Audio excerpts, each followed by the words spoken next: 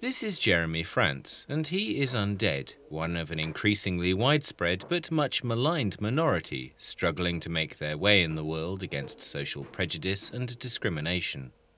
Our film crew spent a few days with Jeremy in an attempt to redress the imbalanced portrayal of the undead, or living dead in popular culture, and to examine the problems he endures in his day-to-day death. The living dead are often depicted as nightmarish and evil abominations of the natural order, hell-bent on devouring humanity. Jeremy doesn't claim to speak for all undead people. He's just a walking, rotting corpse with his own experiences and views. When I first became like this about 2 years ago, it was quite difficult for me to get used to. That is typical life as a man. It's stupid and ignorant. I mean, I'm no different from anyone else. What's the worst thing you've heard? Well, I'd rather not say, but children can be particularly cruel. You smell like poo! God hates you! I don't...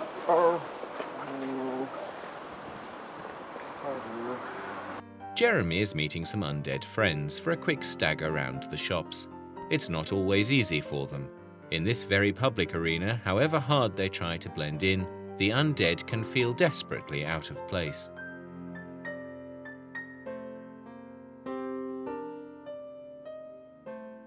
Jeremy's girlfriend, Colette Stevens, undead now for 6 years, has come round for some lunch. Although apprehensive about actually eating on camera, they sat down after lunch to discuss, among other things, their special dietary requirements. See, a lot of people think it's disgusting, what we do, but I look at it like this.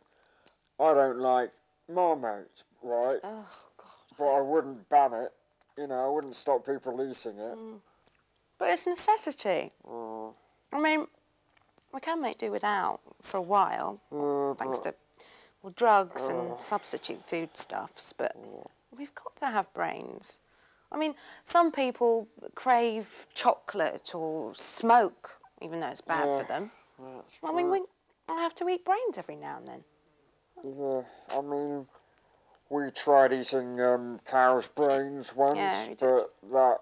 Oh, I mean, they got BSE, yeah. and then we tried eating like sheep's brains, but then they got it too. And to be quite honest, spongy grey matter just doesn't cut the mustard. I mean, we tried. What did we try once? We tried. Oh, there was that time you had squirrel, wasn't it? Squirrel's brains, which I thought, quite small. I thought they'd be quite a, toasty delicacy. Yeah.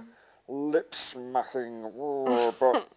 Well, I mean, I don't see why everyone's so bloody squeamish about it. I mean, come on, it's the 21st century. I mean, get a life.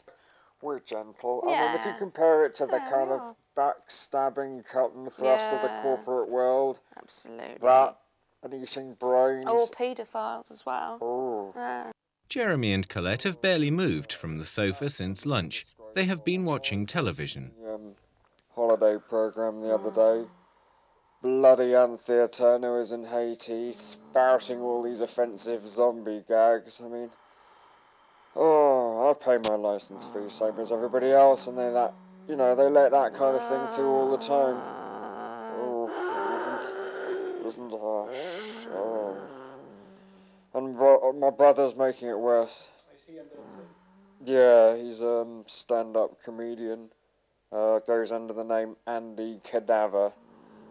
I'm supposed to be seeing him perform on Thursday night, but to be honest, I don't want to go. I mean, he's confirming all the stereotypes about the living dead. I wouldn't say my mother-in-law was dead, but I was round her place for dinner on Sunday night, and a rat crawled out of her face. What do you call a bloke with a like 6-inch gash in his abdomen? And there's like all pus and maggots oozing out of it. You call him Dave, right, Dave?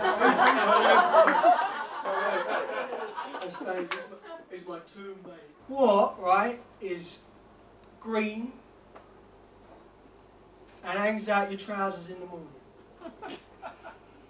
Your dead mum. When I first became like this, the doctor sat me down. He was sitting where you are now, and he said to my face that necroambulists don't have any thoughts or feelings, that we're just this instinctive jerking mass of bones and skin. You know, I mean, that's just outrageous. I mean, I have thoughts and feelings. I think about stuff all the time. What do you think about? Oh, graves, morgues, brains, but other stuff as well. I mean, I'm a thinking, feeling human being. I'm a very sensitive person. I think about a lot of programming about abattoirs. Jeremy and others like him provoke fear and hatred everywhere they go.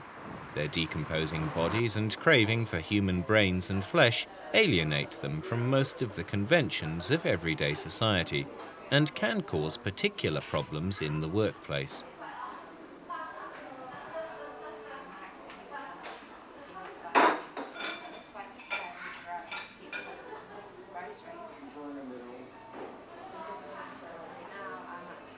Jeremy works as a waiter in a local restaurant.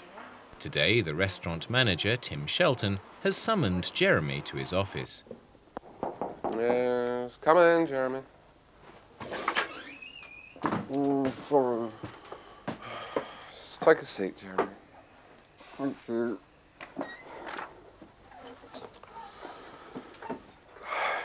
Right, Jeremy, you know why you're here, don't you? Yeah. I just want to make one thing clear before I start, and that's that I like you. Thank you. Okay? You know I'm not a bigot or anything like that. But, well, as the customers have started to complain. What do you mean? Sorry, I don't understand. Let me put it bluntly, okay? Hmm. I'm not going to mess around here. They're being put off their food because of the stench. Oh, sorry. Yeah, the mouldy skin. Oh, Stupid walk that you do, you know, that Can't stupid help walk, it. you know, that sort of, walk. can't help it though. Well, I'm afraid you are going to have to help it. You know? This is a high-class eatery. We can't have things like this. Well, I can change. I can try harder. I'll hold myself together. You said that to me before. It's only a matter of time before you're going to, bits and bobs are going to fall off your body, you know, limbs or other body parts, you know, like a ear in the soup or a nose in the sauce anglaise. That doesn't happen. Yes, well, it's just not going to happen. It's as simple as that. You know?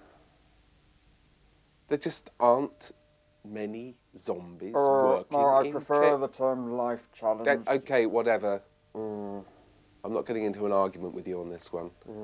Okay, I prefer to call a spade, all right? Okay. I think I've been pretty fair so far. Huh? Yeah. I think I've been pretty generous with you, but So. you know, just the thought of I don't know, a finger in the coco van. I mean, it's unpleasant. It just makes me want to puke.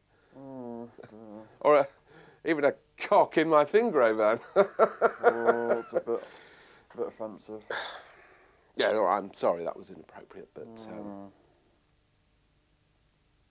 at the end of the day, I'm afraid I'm going to have to let you go. You're firing me. Yeah. In a nutshell.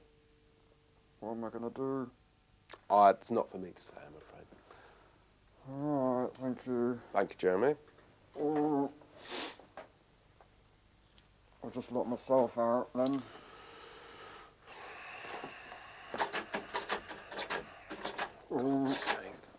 Sorry.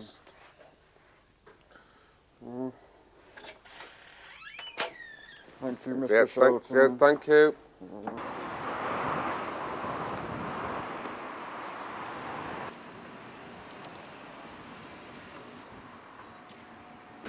red wine that's quite bloody.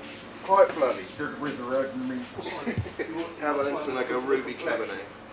Ooh, that looks Fits the bill. nice. Thanks, bye. He's my regular, he's friendly. I like to go down the gym. Yeah, we both like to do that. I like to, because last time I went, I did 3 strokes on the rowing machine. Quite proud of myself. Yeah, you did before your arm fell off. Wasn't it, love? Yeah. Yeah. How are living dead people generally represented in popular culture? Well, you know, if you had a face that looked like a mouldy pepperoni pizza, and if you were staggering around, you know, it's like you had broom handles stuck down the back of your trousers, Yeah. you'd probably, you know, you'd find it quite difficult getting Yeah. the stares from people, Yeah. people across the street, the abuse, the shouting of people, I mean, and children. Oh. Well, once they get over the fear, I mean, because, you know, that's only temporary, and then obviously it's funny, and then they, you know, and then they try and pull off a limb or something and hit you with it. It's and embarrassing. that's just, it's awful, because, you know, you don't want to shout at them, but also you feel humiliated, don't you? Do you remember when I played golf? Yeah. First time I went on the first tee, didn't I?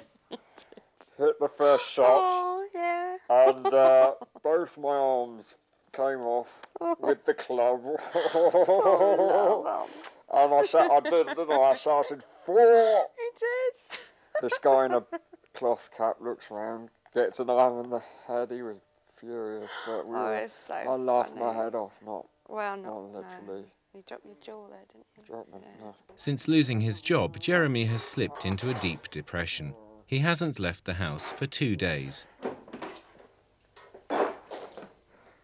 Shit. Right.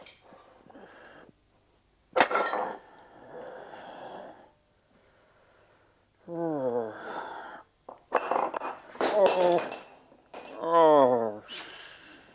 Why are you filming this? What's the point? Please just leave. The next day, Jeremy has not been answering his phone. When the film crew arrives, he is in some distress. Actually, do you know, I'm a bit down this morning. I was wondering if you could just turn the camera off just for a bit. Are you okay, Jeremy? What's wrong? Oh, I don't really want to talk about it. Did you sleepwalk again last night? No, a bit more than that. You do look upset this morning, Jeremy. Is there anything that you'd like to say? Or anything that we can help you with at all? Well, it's just that I found something this morning on toilet seat that sort of upset me. Okay. What was it? It was, I don't think you want to see it, to be honest. Well, we are interested in you, Jeremy, and there's something that's obviously distressed you. Is there anything we could see? Alright, it's this. Oh, Christ! Oh, sorry. I'm sorry. No, I'm sorry, Jeremy. It's a bit repellent. No, I apologise. So what happened? Oh, I don't know. I just must have fallen off during the night when I had a pee without me noticing. Okay. You know, must have just gone to drain the veg, you know, in the middle of the night, an outfit dropped, splosh into the pan. Sure. Okay. So how does that make you feel? Oh, I don't know, it's just sort of,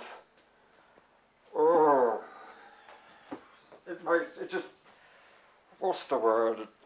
Emasculated, Well, I suppose. muted, castrated. Is that the thought that's going through your mind? Well, I suppose. That's playing on you, the fact that now in many ways you're less of a man than you were yesterday? Yeah, all right, I think I got the point. Sure. Thank you. Okay, of course. Well, it's just that it's very hard. Difficult for the living to understand the ordeal that the undead such as yourself do face every day. Sure. You know, Jeremy, you look like you could do with a stiff drink. I'm sorry. Could you just leave now? I Of just course. want to be alone Of with course. my cock.